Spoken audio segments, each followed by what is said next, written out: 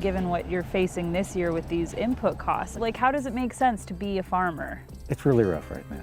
I mean, the price of inputs right now is the highest they've ever been. Last year we spent $50,000 in fuel.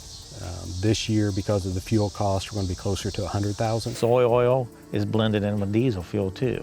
Soybeans feeds the hogs, feeds the cattle. It's the cheapest source of protein. Most of your plastics are made from corn now, right? What would you do if your entire way of life was collapsing and there was no way out? Right now, U.S. farmers are watching 94% of their exports vanish into thin air. Soybeans are rotting, corn is piling up, and our government's idea of help? Let's just say it's enough to make you scream. What happened to the farmers who feed America? And who's cashing in on their pain? Tell yourself, I'm an adult, I'm supposed to take care of myself. I have children. We work every day. People just don't make enough. We feed Europe. We feed the United States. Every input that a farmer buys is at least 100% more to 140% more. Before we move on, I'd like to ask you a small favor. If you appreciate this content, please take a second to like this video and subscribe to the channel. Over 98% of you watch the videos without subscribing. It costs you nothing, but it makes a huge difference to us. So, did you click the subscribe button? Great, thank you so much. Now, back to the video. Imagine this. You're a farmer standing in the middle of your fields, surrounded by acres of crops you've worked all year to grow. The sun's beating down, and all you can think is, who's going to buy all this? Soy oil is blended in with diesel fuel too. Soybeans feeds the hogs, feeds the cattle. It's the cheapest source of protein. Most of your plastics are made from corn now, right? Not at the 80s yet, and hopefully we don't get to those type of interest rates. But when you see the inflation, you see the interest rates creeping up on us in the middle of production right now, it's difficult. For many U.S. farmers, that's not just a bad daydream. It's the harsh reality. Those crops, they're not going anywhere. Yet the bills, they don't stop. So, how did things get this bad? It all started with a trade war. The U.S.-China trade war hit agricultural exports like a well-aimed wrecking ball. Soybeans, corn, and wheat, once the crown jewels of American farming, became big, expensive question marks. To have these farmers, we need them. They are so crucial to the whole economy, to the United States and the world. I don't think we should be expecting to go back to the prices that we had before the war or before the pandemic. China, the world's largest buyer of soybeans, slashed its orders from the U.S. in retaliation to tariffs slapped on its goods. It didn't just hurt, it cratered the market. To get an idea, try picturing mountains. Yes, mountains, of corn stockpiled in barns, because no one will buy it.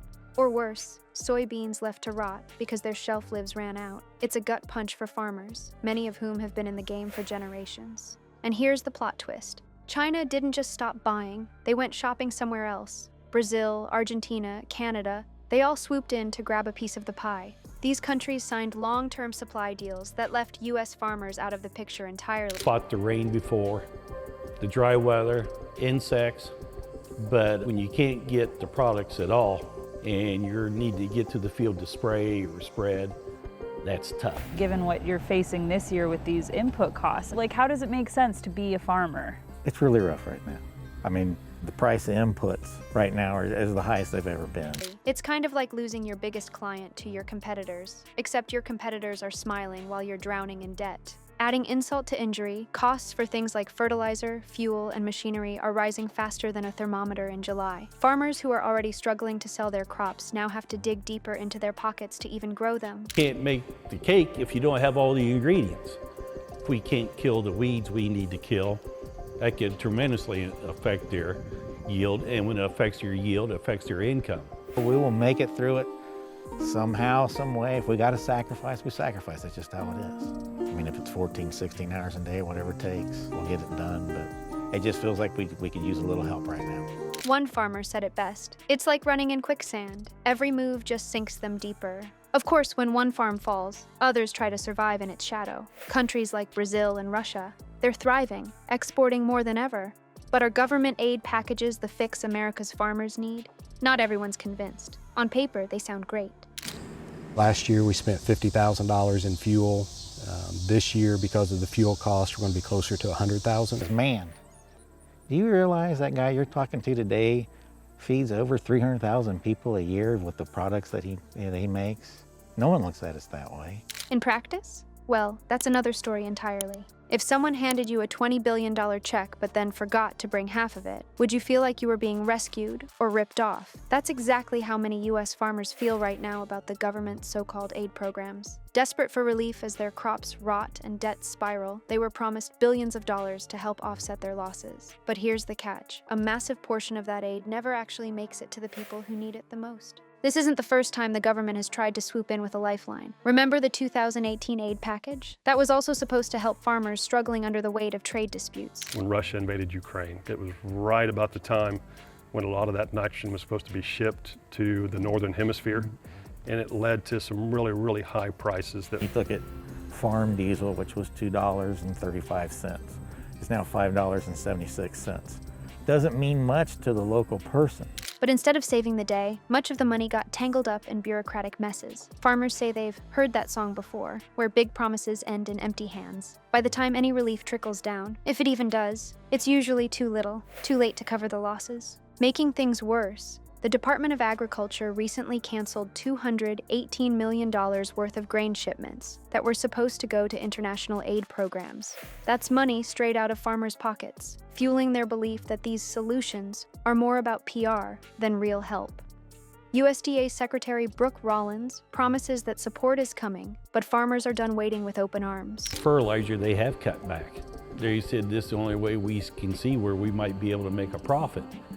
But it's like anything else, if you don't have a good foundation down for your crops, you can have a problem quickly. When you're buying 20,000 gallons a year, that is a whole lot more money, and we have to come up with it somewhere.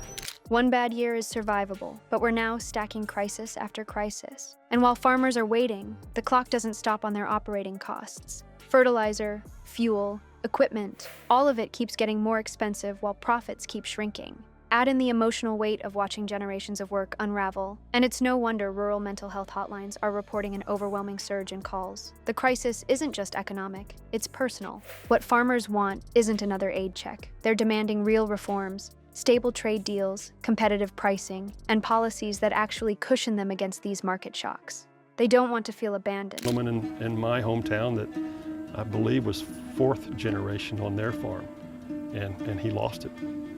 And you saw what that did to him psychologically as well. We are the only industry that buys retail and sells wholesale.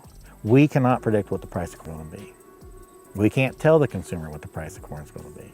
But can America step in before it's too late? Or is this the beginning of the end? America's farmers are staring down the barrel of a global market that might have outgrown them. While they've been left juggling rising costs and a broken support system, countries like Brazil are taking their place on the world stage. Without stable trade agreements or fair pricing, U.S. agriculture could become a relic of the past. If the system doesn't change, it's not just crop yields we'll lose. It's the families and communities who built this industry. Can America create the policies needed to bring farming back to life? Or is this a chapter in history we can never reopen?